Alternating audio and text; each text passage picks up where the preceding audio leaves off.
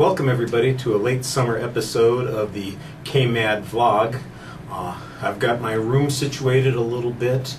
I've got a new computer. I'm trying to test out some movie making tools and trying to get everything to work correctly. And it's been almost 2 months since I had a video post on the KAMAD vlog, so I thought I'd just give you a quick late summer recap of the best films of the summer. I went and counted, and I found that I had watched in theaters 26 new films since May, starting with Iron Man 3, and the most recent film that I saw was The World's End. And so between those 26 films, I thought I'd give you my 5 favorite recommendations, counting up from number 5. At number 5 is Star Trek Into Darkness. I'm kind of a Trekker. I really love the Star Trek movies. The first J.J. Abrams Star Trek film was very impressive to me. In fact, I thought it was maybe the best film of that particular year. I don't think that Into Darkness qualifies as one of the best films of the year. It's definitely a very entertaining film. I know a lot of Trekkers out there have problems with what J.J. Abrams has done, creating this alternate universe, and a lot of people criticize the so-called surprise in the movie as not being very surprising, but I think that's mostly a result of them just being nosy and digging around online and feeding into the frenzy there. I thought the story was fine. It was very entertaining, well shot. Maybe the ending could be a little bit stronger, but I think they're trying to leave it open for all kinds of different possibilities. I'm pretty much excited about the next sets of Star Trek movies, and as long as they don't keep going back to the same well over and over again, looking for original ideas in all of the ancient stuff, I think they could build and move to something a little bit more modern. I'd be happy with that. So that would be my number 5. Number 4 was a tough choice for me. There were 2 very good animated films, Despicable Me 2 and Monsters University. I think I give the edge to Despicable Me 2 primarily because it's clearly been the most successful animated movie of the summer, and it entertained me pretty consistently. I laughed a lot more. I liked Monsters University, make no mistake there. I think that the Pixar film is excellent, but I enjoyed, I think, Despicable Me a little bit more. Personally, I'm a sucker for the Minions. I thought that they were hysterical. I know that a lot of people think that the Minions are a little overdone. What's strange to me is that so many people who maybe dislike the Minions love a series like South Park, where you get basically the same kinds of voices doing those mimicking kinds of things, only instead of being smart-ass, they're being cute. So I'm all for the Minions, and Despicable Me 2 would be my number 4 film of the summer. Number 3 was a horror film that I was pretty surprised by.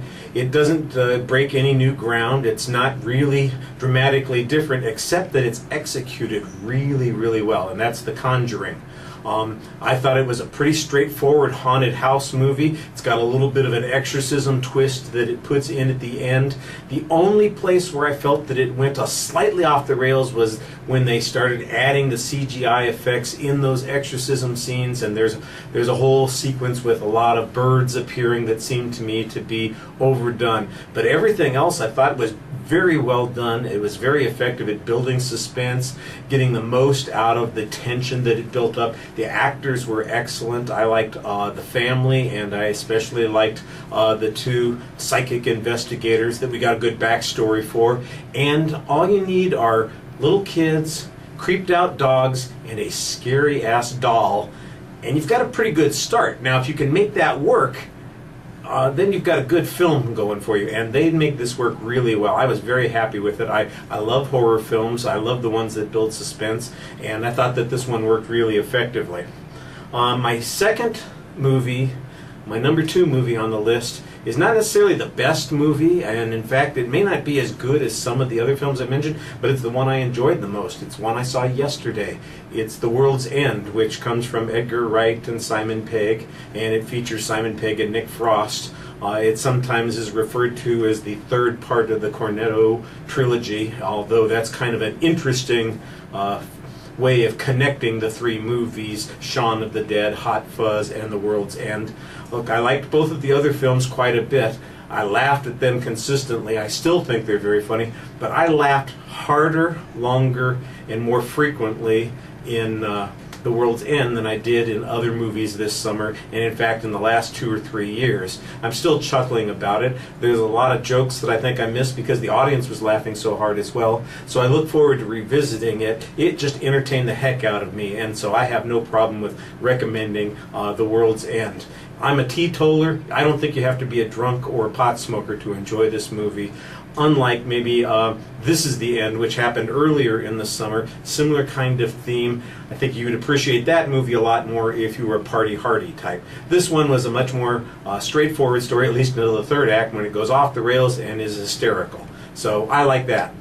To me, the best film of the summer, the one that I think has the highest degree of quality, the one that I expect to be watching over and over again in the future and maybe making an annual summer ritual, is The Way, Way Back.